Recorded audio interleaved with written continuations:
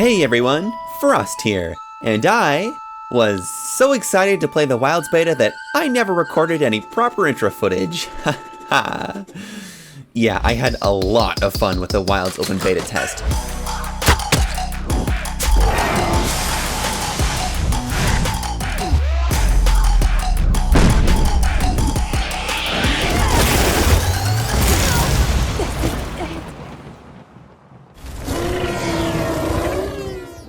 Ah, what a thrilling experience. Now, I didn't have a ton of time to play, but I did at least manage to squeeze in a hunt on every weapon, and wow! The weapons and gameplay feel incredible. Now, before getting to the weapons, I gotta bring up the new features of the game. Focus mode feels amazing. It will certainly take some getting used to, but it adds so much to the experience. And the focus strikes? I was worried they'd be overpowered. You know, like spamming and tons of free topples, but no, they actually felt pretty fair to me.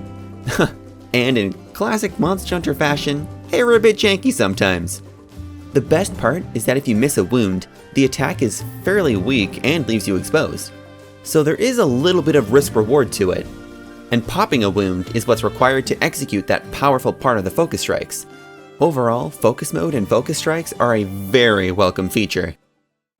We also have the clashes, which are these little quick-time events triggered by guarding enough attacks, and then guarding a specific attack depending on the monster. There are 6 weapons that can use them: Greatsword, Sword and Shield, Lance, Gun Lance, Charge Blade, and Heavy Bowgun. It's a simple mechanic that's more cinematic than anything, but I still really like them. The Greatsword and the Lance ones in particular are really good. And lastly are the offset attacks, and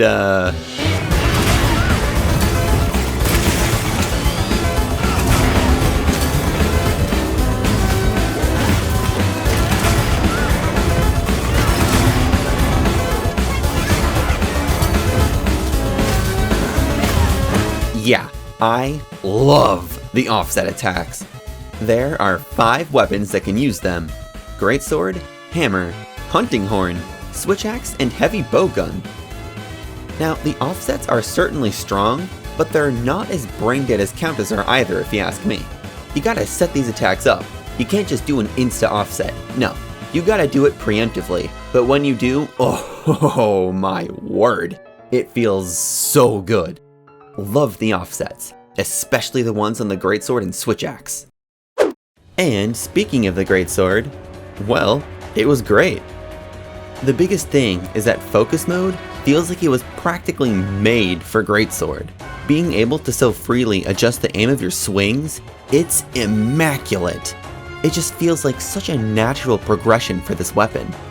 As far as new moves are concerned though, the Greatsword didn't really get any new attacks baked into its moveset, but it did, however, receive all of the aforementioned general weapon abilities. So, the Rising Slash, that vertical swing that was really only ever used to launch other players in the old games, has been transformed into an offset attack. Time it right and you'll send the monster reeling back, and follow it up with a crazy strong follow-up slash. Greatsword probably has the best offset if you ask me. The Clash is cool too. I'm not sure how often I think a Greatsword user will actually get these, what with their charge attacks and titanium shoulders, but on the off chance you do, you can follow it up with a true charged slash, which feels so rewarding. And lastly is the Focus Strike, where you slide the blade along the monster in a very satisfying animation. They're all so lovely. Now, the one complaint I have with the Greatsword in Wilds is that their true charge slash's damage was kinda underwhelming. Seriously, a fully charged offset follow-up did more damage. But whatever. Greatsword in Wilds is looking great as always. But next up is Longsword, and yeah. This weapon is Capcom's favorite, and it shows. Like, seriously. The moveset got massively expanded for literally no reason. Like, this feels like 8th gen Longsword. There are new spirit combo animations for focus mode. You can hold R to skip the spirit combo. And when you get to red, everything changes. Your standard combo is a new set of cool slashes. Foresight Slash becomes Foresight Whirl Slash, and the Helmbreaker now has that crazy Spirit Release Slash for a finisher. Oh, and the mounted finisher has a new finisher animation that's as anime as could be. I'm probably forgetting something, but you get the gist. Now, I'm not upset that the longsword got all these fancy new fun moves. No, I'm upset that every other weapon didn't get this similar treatment. Because as you might imagine, this version of longsword is incredibly fun to play, and it feels so fresh with all these new moves. I am particularly fond of the new Crimson Slashes, but the full release slash also feels amazing to use. And this created a weird conflict to me. Should you either A, stay in red to use the Crimson Slashes, or B, spend the red to use the Spirit Release Slash? To me, there's this weird identity crisis going on with the longsword, where it can't decide whether it wants to be a builder spender or a builder maintainer, so it tried to be both. Which is fine, I guess, since it allows players to choose their playstyle that way. But yeah, longsword is awesome, even if it is a tad overtuned ability-wise. At least I didn't give longsword any more new count. Are you kidding me? Okay, we're done here. Sword and Shield is next. Overall, it felt pretty good. I wasn't totally blown away with it like some of the other weapons, as it felt quite similar to before, but I still enjoyed it nonetheless. I do still really like the standard slash combo when in focus mode, even if it is rather weak. The animation is just so clean and satisfying. Bringing back Spinning Reaper from Rise was a great choice as well, and then adding that charged chop for a finisher perfectly rounds out the Sword and Shield's moveset. I love it. Also, finally, we can do the plunging thrust after a back hop attack. It's still not as good as the plunging thrust from World, but it's still nice to have the ability to do it from a back hop. Lastly, I really liked the way perfect guarding and the counter slash feel. However, now it's time for the issues I had with the Sword and Shield. The first being that after a perfect guard, if you press X, you'll do a sliding slash. That was annoying. I know I'll just need to adjust to it, but still. I wasn't fond of the sliding slash in Rise, and I still don't really like it as of right now. Next, the Focus Strike felt just a little underwhelming compared to most others. The Shoryu is cool, but that's about it. And finally, man, the Perfect Rush finisher is a deal breaker to me. I loved the PR finisher in World where you latch onto the monster and do this huge slash. But Wilds took the Rise approach and ends the Perfect Rush with either a launch, Reaper, or charged chop. Sure, the options are nice, but Perfect Rush just feels so hollow and boring without that cool finisher from World. So while I still enjoyed Sword and Shield overall, I just have so many gripes with this iteration of it. And as for the dual blades, well, I'm not quite sure how I feel about them yet. I think I just need to spend more time with them for it to really click. First and foremost, yes, the Focus Strike is spectacular. Slicing up monsters Levi Ackerman style, it's delightful. Next, the changes that were made to the Demon Dance are really neat. I like it, especially that fancy new finisher. I just don't fully understand how entering and exiting demon mode works during this combo, but I'm sure more time will solve that. And next, the adept style dodging move, the Demon Dodge, is a surprisingly fitting ability. It somehow doesn't feel overpowered nor out of place. Demon Dodge happens when you perfect evade while in demon mode, which powers you up for a while with a cool bluish glow that feels so rewarding. Supposedly, there's a buff that grants additional attack and element too, but I can't confirm that for certain. In any case, weaving demon dances and demon dodges together feels so good.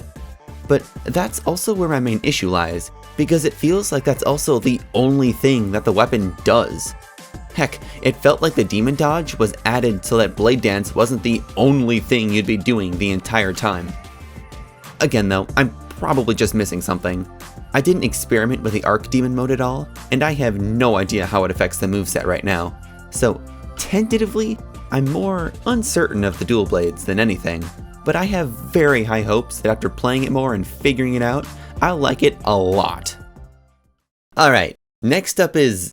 oh no. Hammer is next, and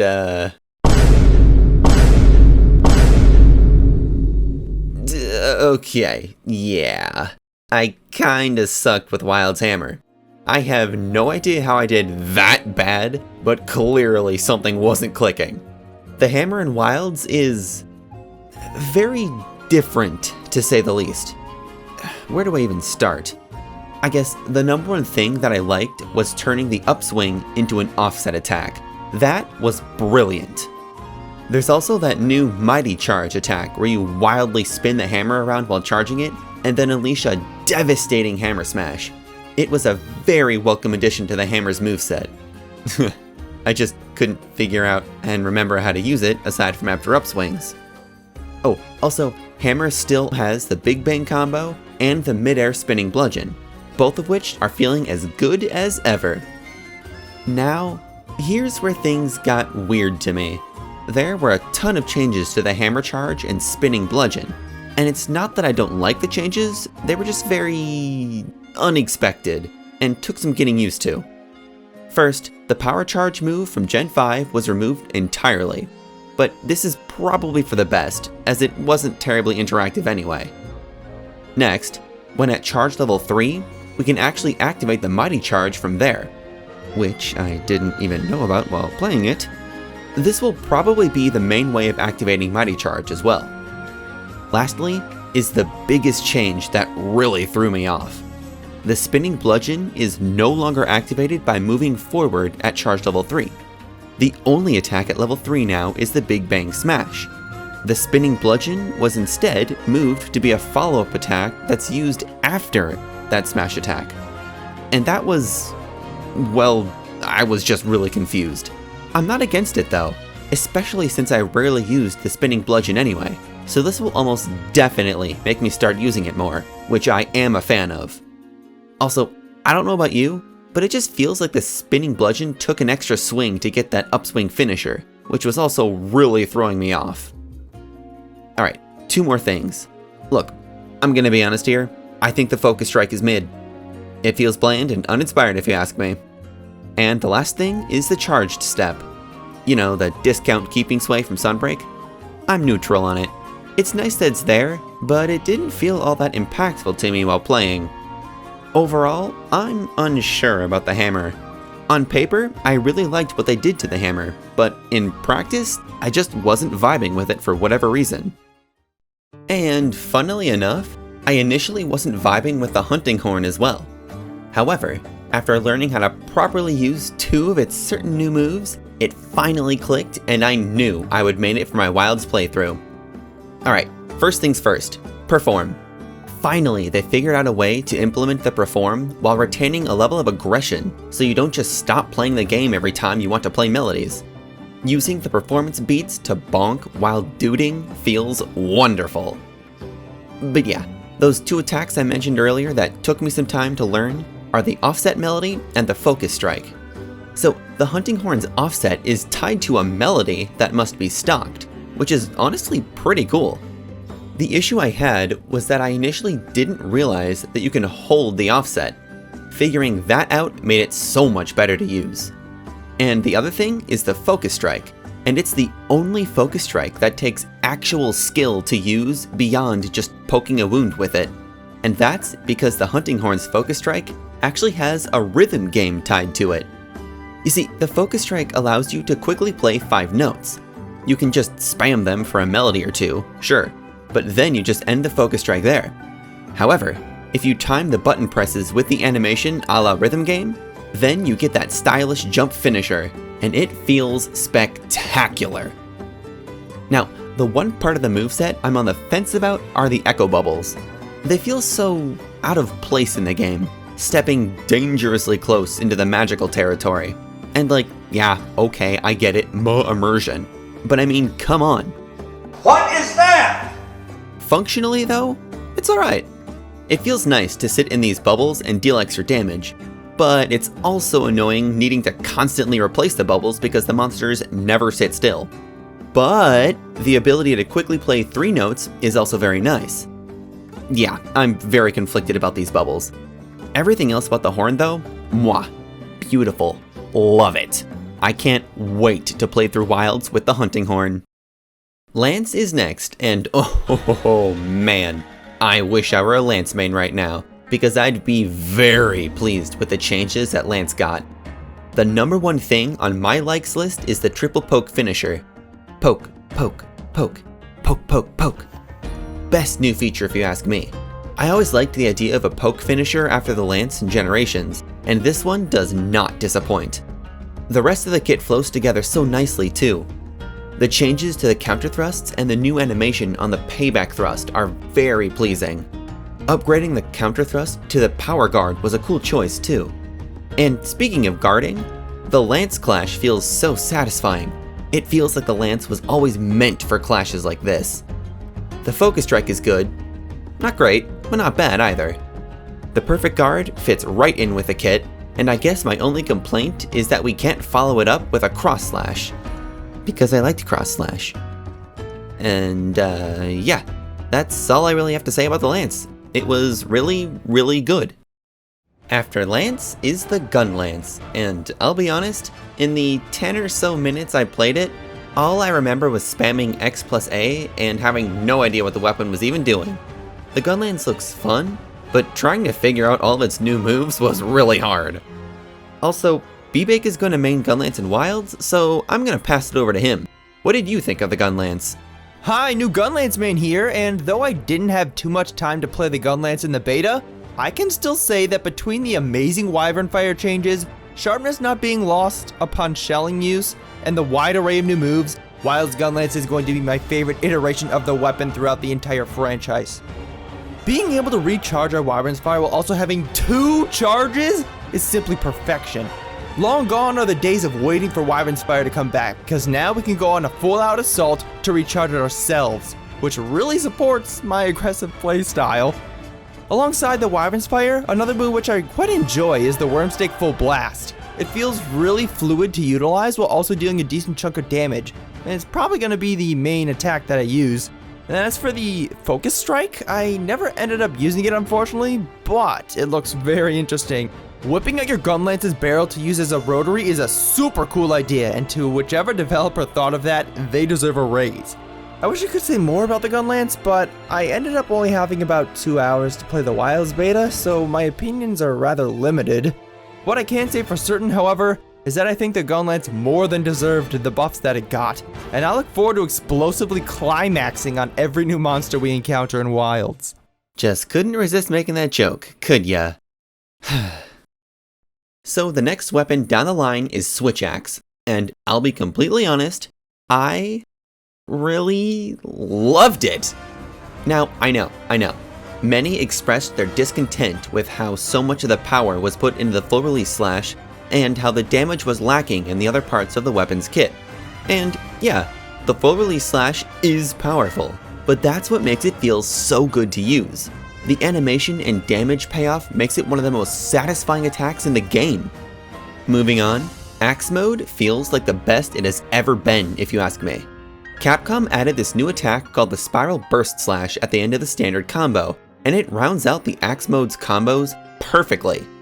Then we have the Wild Swing and its usual functions, and then the Rising Slash on X plus A has been transformed into an offset attack that I really like. All of this makes Axe Mode feel like it's actually worth using. And then in Sword Mode, the standard combos are the same, and Zero Sum Discharge is still there, but it's not really all that effective, especially because now we have the full release slash. And Sword Mode has a counterattack. In my opinion, the Switch Axe did not need a counter. That said, for being a counter, I do like how risky and costly it is to use though. This is because using it will consume a portion of the file gauge, and even if it connects, you'll still take a chunk of damage. Finally, a balanced counterattack. Lastly, the Focus Strike. It's cool how you can switch mid-combo to change things up. It even has 2 finishers, either an Axe Slam or a File Discharge. Pretty cool. So, despite the grievances that others may have with Wild Switch Axe, I love this weapon, and I'm having a very tough time deciding whether I want to use this or another weapon for my playthrough, the Insect Glaive, which we'll be talking about after the next weapon, Charge Blade. Wild's Charge Blade is very interesting to me. It somehow manages to feel like the same weapon as before, while simultaneously feeling like a brand new weapon, if that makes sense. Like, it still very much felt like Gen 5 Charge Blade, since there are only 2 new things that I can think of that the Charge Blade got. The first is that you can double charge files. I'm not 100% sure what it does specifically, but it's cool that we can do it. The second thing is a new move, the Amped Element Discharge Follow-Up. Yes, that's actually its name, and it exists as an option between the AED and the SAED. You see, what makes Charge Blade so different this time around is that we can't just immediately do the SAED. We must first do the AED, and then we can do an SAED, or we can do the AED follow-up and then the SAED. And honestly, I like it so much better this way. The SAED spam playstyle was terribly monotonous. This way of playing Charge Blade is way more interesting and way more healthy for the weapon too. It also actually synergizes well with Savage Axe mode, which fixes my biggest gripe with Charge Blade in Iceborne and Sunbreak. It always felt like it was either Savage Axe or SAED, but in Wilds, doing both is the way to go. The only issue is that the only way I could figure out how to activate the Savage Axe mode was through a successful Focus Strike. There's probably another way to do it, I think, but I don't know it. In any case, this just feels like the most comprehensive iteration of the Charge Blade that we've ever gotten, where everything has its use in the moveset and fits together very nicely. I think we can all agree that this version of Charge Blade feels great. But next up is the most controversial weapon in Wilds, the Insect Glaive. And well, I absolutely loved it. 3 words, Rising Spiral Slash.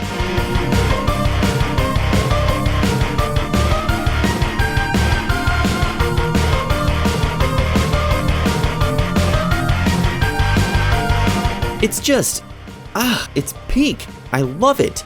Wilds was the most fun I've ever had playing the Insect Glaive, and it's because of this new move. Now, I will say, it is odd that it kinda turns the glaive into a builder spender type weapon, since you must spend the triple buff to execute this attack. But I suppose it does beat the builder, buff? Builder? Playstyle? Whatever you'd call it. Anyway, it definitely shakes up the playstyle. Additionally, the Rising Spiral Slash can only be executed after 2 attacks, both of which need to be charged, which was one of the major pain points for some people, but not for me. Holding A while mid-combo and then unleashing it was actually quite fun. I really like the new aerial move too, where you have to press and hold the A button to charge the diving thrust, which then chains into the RSS, if you have the triple buff. But getting the triple buff and controlling the Kinsect has never been easier. This is because while in focus mode, the Kinsect will attack alongside the hunter and picks up extracts as it attacks. Alternatively, landing the focus strike will net you a quick and easy triple buff. Plus, the Kinsect will pick up 3 extracts after using Rising Spiral Slash too. I just love this thrilling new playstyle that the Insect Glaive has in Wilds. Now, I totally understand the disappointment that players have with the removal of the bounce, but what we got in exchange more than makes up for it. I am so very pleased with this iteration of the Insect Glaive. It might even be my favorite version of the glaive too, which is why I'm most likely going to be using it during my Wilds playthrough. Alright, on to the gunner weapons, starting with the bowguns. Now, I haven't been too fond of the bowguns ever since World, but I think I'm coming around in Wilds. They were pretty fun. Before going into the unique parts of the 2 bowguns, there are some things to point out about the ammos. First off, spread ammo has a new reticle. I like it. Elemental ammos have a new hit effect, where instead of just dealing a single hit per shot, each shot scatters on impact and deals up to 5 hits. And this I'm really excited for, because I'm curious to see if it will make elemental gunning better than before. Another change is armor and demon ammos now create a mist on the floor after being shot, which is pretty neat. Next, I don't know exactly what's going on with the normal pierce and spread ammos, but it looks like they're becoming integrated into the bowguns, maybe? We'll have to see what happens in the full game with these ammos though. And lastly, each bowgun now has an energy mode, where you can pop an attachment onto the bowgun and use the energy for enhanced attacks. Once used up, landing shots will restore the energy. So far, I'm neutral to positive on the energy mode, and I'll explain why soon enough. But anyway, light bowgun is up first. It was surprisingly fun. Its key new feature is the energy mode attachment. Slap it on the bowgun and you enter this mode where you can select certain ammo types to rapid fire, which will vary depending on the bowgun. From what I could gather, it rapid fires the selected ammo, and after firing, allows you to either do a burst shot, where you shoot while dodging to the side, or a rapid chaser shot. I found it to be very fun. However, something that was really bothering me while using it was that in the light bowgun's trailer, the hunter was shown doing the dodge shots over and over again, but I wasn't able to replicate that, which left me rather confused. Moving on, the light bowgun also has its wyvern blasts back, which I've never been a huge fan of, but whatever. And finally is the focus strike. It's pretty bland. It does deal some impressive damage, but I doubt a light bowgunner is going to be using the focus strike much outside of solo play. With all that said though, I think the light bowgun is looking pretty decent in Wilds, thanks in large part to its energy mode. Now for the other bowgun, the heavy bowgun. And, well, let's just say I had an eye-opening experience with it. Allow me to explain. For the longest time, I have considered the heavy bowgun to be my worst weapon. If I used it, I'd almost always cart at least once. The thing is, I would always use the power barrel instead of the shield. Little did I realize how much of a mistake that was. Now, the heavy bowgun in Wilds, however, has the shield permanently attached. It's a feature, not an optional attachment. I had to play the heavy bowgun with a shield, and I was pleasantly surprised. I liked the heavy bowgun with a shield so much that I even went back and started using it in older monster hunters. And of course, because the heavy bowgun has a shield in Wilds, that means that it can also do a clash. Though, similarly to a greatsword, I'm not sure how often to think a heavy bowgun will even get clashes. I never even got one while I was using it, but it's really cool that it can happen. The other huge aspect of Wild's heavy bowgun is its energy system, and I don't think it's as good as a light bowgun's energy system. With the attachment on, it replaces your ammo selection entirely, leaving you with only two options: Wyvern Heart, a classic since World, but nothing new, and the Wyvern Counter Ignition, which, surprisingly, is an offset attack. Now, I'm really mixed on this, because on one hand, offset attacks are just plain cool. But on the other hand, this one is relegated to the energy mode, and it uses up a huge chunk of it too. It just makes the heavy bowgun's energy mode feel so limited. You either blitz with Wyvern Heart or blast with the Wyvern Counter, and the energy gets used up in like 10 seconds. It just felt lackluster to me compared to the light bowgun's fancy new energy mode features. Oh, and remember how I said that the light bowgun probably won't use its focus strike too much?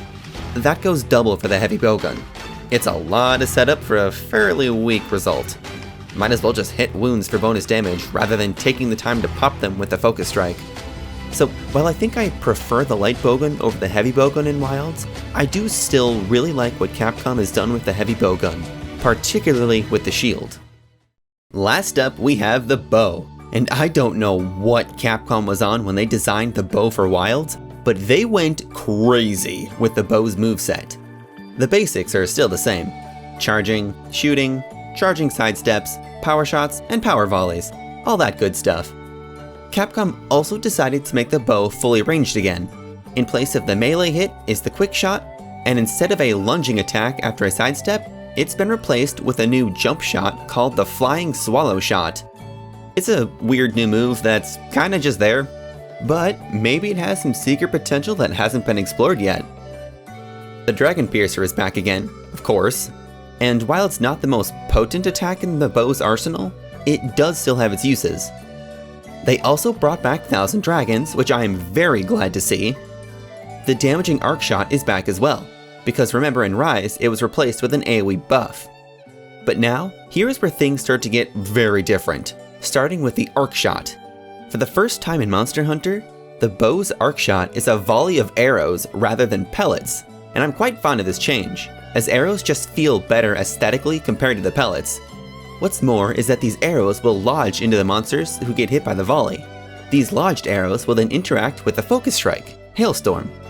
You enter a stance and gotta wait for the game to scan all lodged arrows, wounds, and tracer arrows, which I'll get to shortly, on the monster. The more marks you get, the more arrows you shoot. And if any of them are wounds, you'll follow it up with a Dragon Piercer and your screen becomes just a flurry of damage numbers.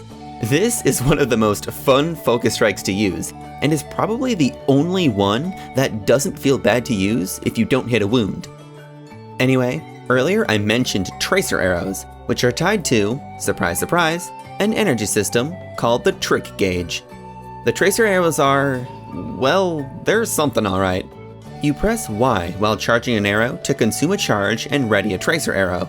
If you land it, your next few shots will home in on where the tracer arrow lands on the monster. That's right, homing arrows. Regular shots, Thousand Dragons, even the Dragon Piercer, they all home in on the tracer. Now, I've got mixed feelings about it.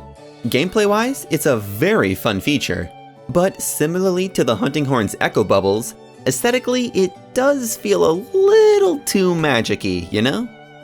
The rest of the Trick Gauge is tied to the bow coatings. So instead of packing bow coatings like before, the coatings are now integrated into the bows themselves, and we have to spend a portion of the bar to apply a coating. This was an interesting choice, though I don't really see the reason why it was made. I do like how I won't have to worry about running out of coatings anymore, but at the same time, it's sad to see Capcom remove another layer of item management as well. Oh, and we're not done yet. There's one last thing that the bow can do, the Discerning Dodge.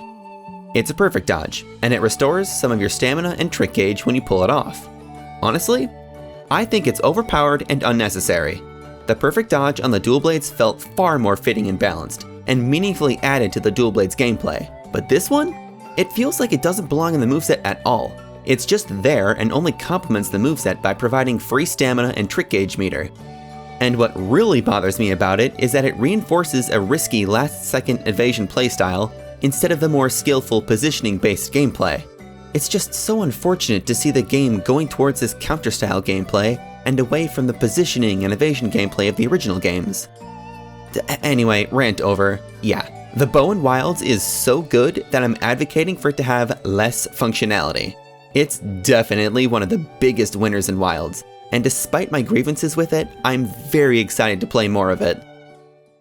But there we have it, my thoughts on the 14 weapons in Wilds. Some weapons certainly felt better than others, but all of them are feeling fresh, new, and exciting to play. February 28th can't come soon enough. Ah! Also, shout out to Shincry for the Wilds features section at the start, and PandaPat for helping me hunt Ray Dow. And thank you all for watching. Don't forget to like and subscribe and follow us on our socials. We can't wait to see you all in the Forbidden Lands. But until then, be cool, stay frosty.